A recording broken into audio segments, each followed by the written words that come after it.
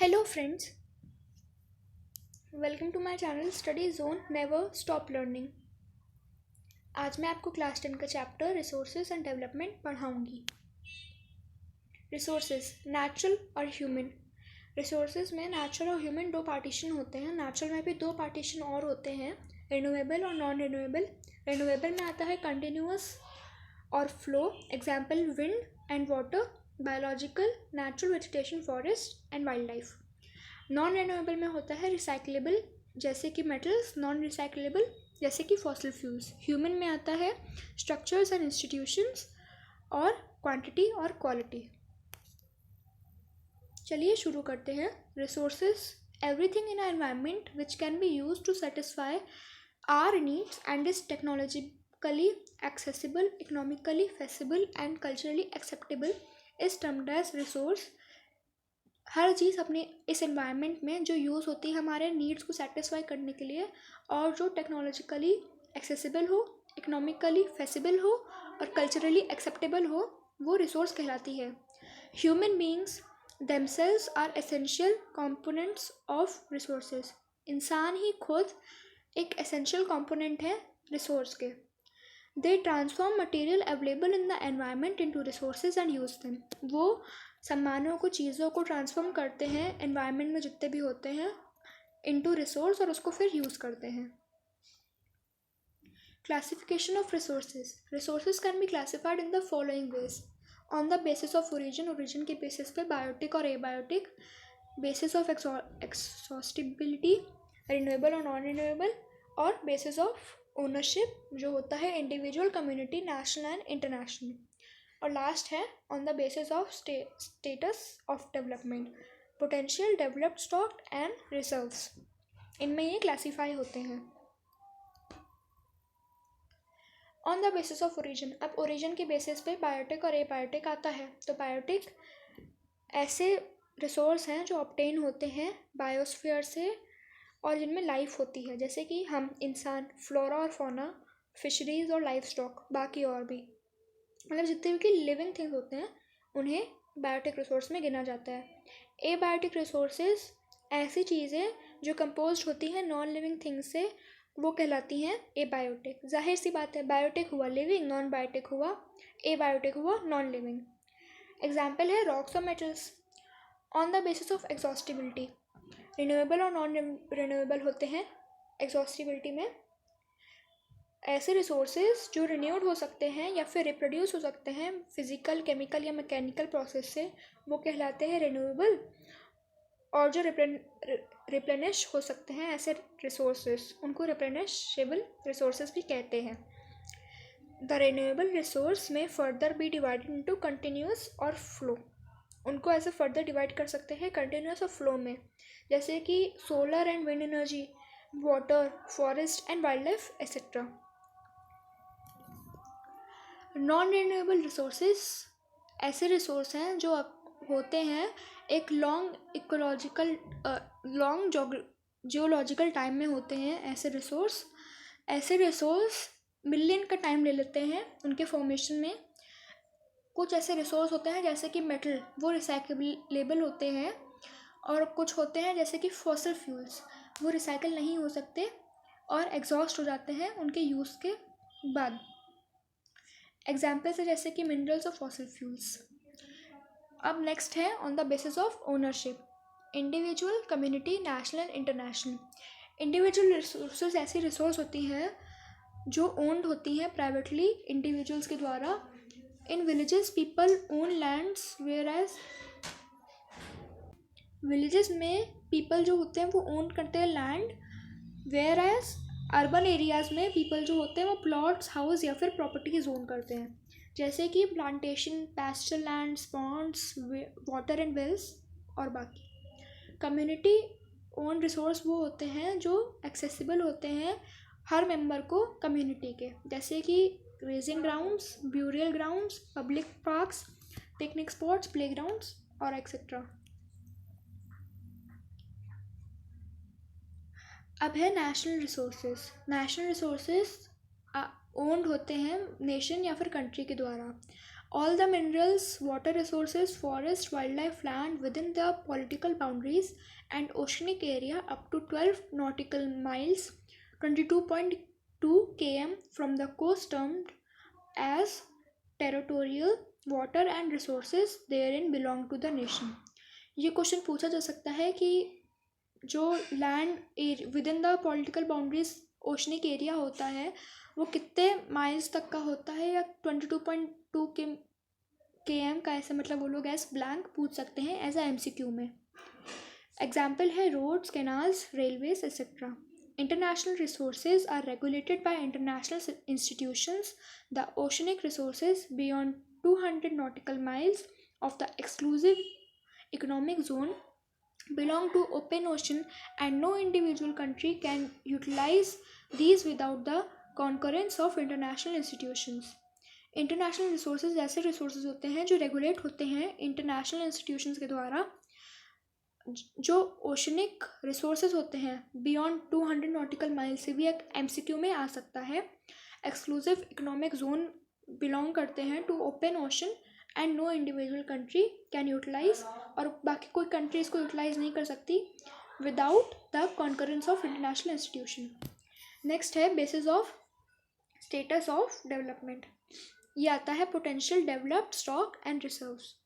Potential resources ऐसी resources होती हैं जो फाउंड होती हैं, मिलती हैं एक in a region but have not been utilize, पर वो यूटिलाइज नहीं की जाती. जैसे कि Rajasthan and Gujarat have enormous potential for the development of wind and solar energy, लेकिन so far they have not been developed properly, पर वो डेवलप अच्छे से नहीं हुए हैं. Developed resources, resources which are surveyed. Developed resource एक ऐसी रिसोर्स होते हैं जो सर्वेड होती हैं और उनकी क्वालिटी और उनकी क्वांटिटी वो डिटरमाइन की जाती है यूटिलाइजेशन के लिए. The development of resources depend on technology and level of their feasibility. Materials in the environment which have the potential to satisfy human needs but human beings do not have the appropriate technology to access these are called stock. इन्हें stock कहा जाता है. जैसे कि hydrogen can be used as a rich source of energy. Hydrogen use करी जा सकती है as a rich source energy के लिए, लेकिन हम but we do not have advance technology. हमारे पास एडवांस टेक्नोलॉजी नहीं है इसको यूज़ करने के लिए. Reserves are the subset of the stock. ये भी एज MCQ पूछा जा सकता है कि क्यों, या फिर एज MCQ कि रिजर्व्स क्या कहलाई जाती हैं स्टॉक की. या फिर ये भी पूछ सकता है कि क्यों रिजर्व्स सबसेट कहलाई जाती हैं स्टॉक की. विच can B put into use with the help of existing technical know how but their use has to be been started. These can be used for meeting future requirements. ये future requirements जो आगे के भविष्य के requirements हैं उनके लिए use की जा सकती है. जैसे कि water and dams, forest etc. ये एक ऐसा रिजर्व है जो यूज़ किया जा सकता है फ्यूचर में. Development of resources. Resources have been used by human beings indiscriminately and this had led to the following major problems. Resources जो हैं वो यूज़ करी जा चुकी हैं इंसानों के द्वारा बहुत अनयूजुअल तरीके से, और उसकी वजह से ही बहुत मेजर प्रॉब्लम्स आ चुकी हैं. Depletion of resources for satisfying the greed of a few individual. accumulation of resources in a few hands which in turn divided the society into two segments, rich and poor. इसकी वजह से resources को develop करने की वजह से society 2 segment से divide हो चुकी है, एक गरीब और एक अमीर. It has led to global ecological crisis such as global warming, ozone layer depletion, environmental pollution and land degradation. इसी की वजह से ग्लोबल इकोलॉजिकल क्राइसिस हो चुके हैं, जैसे कि ग्लोबल वार्मिंग हो गई है, ओजोन लेयर डिप्लेशन हो गया है, एनवायरमेंट पोल्यूशन हो गया है और लैंड डिग्रेड हो चुकी है. रिसोर्स प्लानिंग एक एसेंशियल है for sustainable existence of all forms of life. Sustainable economic development means, इसका मतलब होता है development should take place without damaging the environment. ये आपसे पूछा जा सकता है कि सस्टेनेबल इकोनॉमिक डेवलपमेंट का क्या मतलब है. तो आपको यही लिखना होगा कि development should take place without damaging the environment and development in the present should not compromise with the needs of the future generation. ये इसका आंसर है। Resource planning. In India there are some regions which can be considered self sufficient. ऐसे कुछ areas हैं जो self sufficient माने जा सकते हैं in terms of the availability of resources, and there are कुछ ऐसे भी रीजन्स होते हैं जिनके पास एक्यूट शॉर्टेज होती है of some vital resources. This calls for balanced resource planning at the national, state, regional and local levels. Resource planning in India. अब India में कैसी होती है? रिसोर्स प्लानिंग एक कॉम्प्लेक्स प्रोसेस है जो इन्वॉल्व करती है identification and inventory of resources. अब आप चलिए एक एग्जांपल लेके इसको करते हैं, हम लोग पढ़ते हैं। अगर आपको उसमें कोई कन्फ्यूजन हो तो कमेंट बॉक्स में हम डाल भी सकते हैं। तो आप इसमें एग्जांपल लीजिए डैम का। आपको डैम कंस्ट्रक्ट करना है तो पहले आप क्या करोगे? उस लैंड का पूरा लैंड ढूंढोगे, लैंड का पूरा आइडेंटिफिकेशन करोगे, उसकी इन्वेंट्री करोगे, वो सब चीज़ें उसकी नापोगे, मेजरमेंट्स लोगे। तो पहला पॉइंट वही है, आइडेंटिफिकेशन, उसकी जगह की आइडेंटिफिकेशन और उसकी inventory of resource across the regions of the country. आपको एक ऐसी लैंड ढूंढनी होगी जो डैम बनाने के लिए सूटेबल हो। This involve surveying, mapping, map वैप मतलब उसका नक्शा निकाला जाता है उस एरिया का, ताकि डैम बिल्ड हो तो बाकियों को भी कोई इशू ना हो, और उस एरिया का मेजरमेंट लिया जाता है रिसोर्स के लिए। अब उसके बाद क्या आता है? प्लानिंग स्ट्रक्चर, कि उसका कैसे प्लान होगा, उसके स्किल्स, उसके institutional setup for implementing resource and development plans. इसमें यही पॉइंट है, evolving a planning structure endowed with appropriate technology, skill and institutional setup for implementing resource development plans। फिर लास्ट में क्या आता है? तीसरा पॉइंट, ये आप लोग के लिए मे बी ईजी हो। जब आप डैम का पहले आप मैपिंग कराते हो, फिर उसके बाद उसका स्किल एंड इंस्टीट्यूशनल सेटअप कराते हो, उस रिसोर्स के लिए रिसोर्स डेवलपमेंट प्लान कराते हो, फिर लास्ट में क्या करते हो? आप उस डेवलपमेंट प्लान को ओवरऑल नेशनल डेवलपमेंट प्लान से मैच करते हो कि कौन सा सूटेबल है। तो यही पॉइंट है, matching the resource development plans with overall national development plans. आपको इनको सीरीज में ही लिखना होगा, वरना ऊपर नीचे लिख दोगे तो वो आंसर सूटेबल नहीं माना जाएगा। तो इसलिए आपको स्टार्टिंग से लेकर एंड तक पहले आइडेंटिफिकेशन एंड इन्वेंट्री, फिर नेक्स्ट आता है आपका scale and institutional setup for the resource plan, फिर लास्ट में आता है matching of the resource development plan with overall national development plans. ये 3 पॉइंट आपको ऐसे ही लाइन में लिखने होंगे। Resources can contribute to development only when they are accompanied by appropriate technological development and institutional changes. India has made concerted efforts toward achieving the goals of resource planning right from the first 5-year plan launched after independence. To overcome irrational consumption and overutilization of resources, resource conservation at various level is important. Resource का conservation various level के लिए important है, ताकि हम irrational consumption से और over utilisation of resources से बाहर निकल सके। Land resources. लैंड एक नेचुरल रिसोर्स है of utmost important. It supports natural vegetation, wild life, human life, economic activities, transport and communication systems. India के पास land under a variety of relief features namely mountains, plateaus, plains and island is shown hair.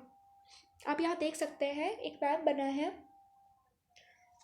उसमें land under important relief features दिखाए गए हैं। जो planes है वो 43% cover करता है, माउंटेन्स 30% कवर करता है, और वहीं प्लेटोज 27% कवर करता है। इसमें प्लेन्स मैक्सिमम है, फिर माउंटेन्स आता है, फिर plateaus. Land utilisation. Land resources are used for the following purposes. जो लैंड रिसोर्स हैं वो फॉलोइंग पर्पस के लिए यूज़ किए जाते हैं, जैसे कि forest, land not available for cultivation, barren and waste land, land put to non agricultural uses. Fallow lands क्या होती हैं? Other uncultivated lands excluding fallow land net sown area. अब जो नेक्स्ट ये डेटा है, अब यहाँ देख सकते हैं जो लैंड यूटिलाइजेशन है वो दिखाता है इंडिया का। Land use pattern in India. The use of land is determined physical factors में आता है जैसे कि topography, climate, soil types. Human factors में आता है population density, technological capability and culture and tradition etcetera. आप यहाँ देख सकते हैं इस ग्राफ में कि पूरा आपको लैंड यूटिलाइजेशन इन इंडिया दिखाया है। Wasteland is the land put to other non-agricultural uses which include rocky, arid and desert areas, roads, railways, industry, etc. Continuous use of land over a long period of time without taking appropriate measures to conserve and manage it has resulted in land degradation. उसका unusual use, उसका बेफालतू में गलत use land का land degradation result करता है। Land degradation and conservation measures. Human activities such as deforestation, overgrazing मतलब खुदाई वुदाई, पेड़ काटना, अनयूजुअल चीज़ें, अनयूजुअल जो लैंड के खिलाफ चीज़ें हैं वो करना, उसकी वजह से लैंड डिग्रेडेशन होती है। Mining sites leave deep scars and traces of overburdening the land. In recent years, industrial effluents as waste have become a major source of land and water pollution in many parts of the country. Some of the ways through which we can solve the problems of the land degradation are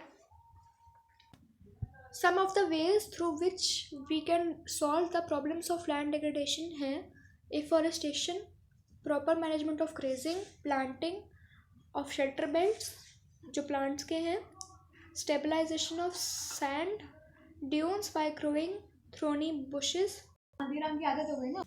proper management of wastelands, control of mining activities, proper discharge and disposal of industrial effluents and waste after treatment. Soil as a resource.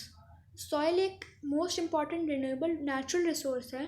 ये एक medium है plant growth का और support करता है different type of living organisms on the earth. It takes millions of years to form soil up to a few centimeters in depth. Various forces of nature such as change in temperature, actions of running water, wind and glaciers, activities of decomposers, etc. contribute to the formation of soil. Parent rock or bedrock, climate, vegetation and other forms of life and time are important है factors formation of soil के लिए। Chemical और organic changes जो होते हैं soil में वो एक इम्पॉर्टेंट रोल प्ले करते हैं। Soil also consist of organic, humus and inorganic materials. Classification of soil. अब सॉइल के क्लासिफिकेशंस हैं। On the basis of the factors responsible for the soil formation, colour, thickness, texture, age, chemical and physical properties, इनके ये soil formation की properties हैं ये। The soil of India are classified in different types of mention below. पहला है alluvial soil. The entire northern plains are made of alluvial soil. जो northern plain है वो एलुवियल सॉइल से बने हुए हैं। एलुवियल सॉइल डिपॉजिट होती है 3 इंपॉर्टेंट हिमालयन रिवर सिस्टम से, इंदस रिवर, गंगा रिवर और ब्रह्मपुत्र रिवर। ये एमसीक्यू पूछा जा सकता है आपसे। It is also found in Rajasthan, Gujarat and eastern coastal plains, particularly in the deltas of the Mahanadi, Godavari, Krishna and the Kaveri river. Based on age के हिसाब से alluvial soil classify होती है। Old alluvial जिसको बांगर कहते हैं, बांगर soil उसके पास higher concentration होता है कांकर nodules जो हम लोग than the khadar. New alluvial को कहते हैं हम लोग खादर। ये एक इसके पास ज़्यादा फाइन पार्टिकल्स होते हैं और ज़्यादा फर्टाइल होती है as compare to bangar. Alluvial soils are very fertile, बहुत फर्टाइल होती हैं वो। These soils contain an adequate proportion of potash, phosphoric acid and lime which are ideal for the growth of sugarcane, paddy, wheat and other cereal and pulse crops. Black soil. This soil is black in color. Soil ideal होती है for growing cotton और as black cotton soil भी कहलाई जाती है। This type of soil is typical of the Deccan Trap basalt region spread over north west Deccan plateau, ये north west Deccan प्लेटो में spread होती है और ये बनी होती है लावा फ्लोस से। ये एमसीक्यू में पूछा जा सकता है ब्लैक सॉइल के लिए। The soil covers the Plato's of Maharashtra, Saurashtra, Malwa, Madhya Pradesh and Chhattisgarh and extend in the south east direction along the Godavari and Krishna valleys. The black soil are made up of extremely fine, that is clay material. जो clay material होता है उससे black soil बनी होती है और well known होती है उसके capacity, moisture को hold करने की capacity के लिए. Black soil is nutrient rich and contains calcium carbonate, magnesium, potassium, lime. ये भी MCQ में पूछा जा सकता है. The soil is sticky when wet and difficult to work on unless tilled immediately after the first shower of during the pre-monsoon period. फिर आता है red and yellow soil. This type of soil develops on crystalline igneous rocks in areas of low rainfall in the eastern and southern parts of the Deccan Plateau. ऐसी soil develop करती हैं reddish colour due to diffusion of iron in crystalline and metamorphic rocks. It looks like yellow when it occurs in a hydrated form. जब ये hydrated form में होती है तो ये yellowish सी दिखने लगती है. Found in parts of Odisha, Chhattisgarh, southern parts of the Middle Ganga plain and along the Piedmont zone of the Western Ghats. फिर नेक्स्ट है हमारी laterite soil. The laterite soil develops under the tropical and sub tropical climate with the alternate wet and dry season. ये MCQ में पूछा जा सकता है कि लैटराइट सॉइल कहाँ डेवलप होती है. The soil is the result of intense leaching due to heavy rain. Lateritic soils are acidic होती हैं. उनका pH 6.0 होता है, 6.0 ज़्यादा होता है pH से. In nature and generally deficient in plant nutrients, this type of soil is found mostly in southern states. ये southern states में पाए जाते हैं. Western Ghats region of Maharashtra में, उड़ीसा में, some parts of West Bengal and northeast regions. The soil supports deciduous and evergreen forest but humus poor. This soil is useful for growing tea and coffee. ये question पूछा जा सकता है कि T और coffee grow करने के लिए कौन सा सॉइल यूज़ किया जाता है. फिर आता है arid soil. Arid soil range from red to brown in colour. This soil is generally sandy in texture and saline in nature. In some areas, the salt content is very high and common salt is obtained by evaporating the water. Arid soil lack करती है humus और moisture में. The lower horizons of the soil are occupied by conker because of the increasing calcium content downwards. The conker layer formation in the bottom horizon restrict the infiltration of water. फिर आते हैं forest soils. ये soil हमको hilly areas and mountain areas में मिलते हैं. The soil texture is loamy and silty in valley sides and course grained in the upper slopes. In the snow-covered areas of Himalayas, these soils experience denudation and are acidic with low humus content. The soil is fertile on the river terraces and alluvial fans. यहाँ पे आप देख सकते हैं एक map है जो दिखाता है डिफरेंट टाइप ऑफ सॉइल जो इंडिया में मिलते हैं. Forest and mountain green colour से हाईलाइटेड है. Alluvial soil red and yellow, black soil laterite और एरिड येलो से है. Soil erosion and soil conservation. The denudation of the soil cover and subsequent washing down is described as soil erosion.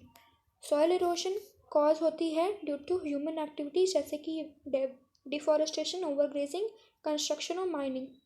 Also there are some natural forces जैसे कि wind, glacier and water जो lead करते हैं soil erosion पे. Soil erosion is also cause due to defective methods of farming. The running water cuts through the clay soils and makes deep channels as gullies.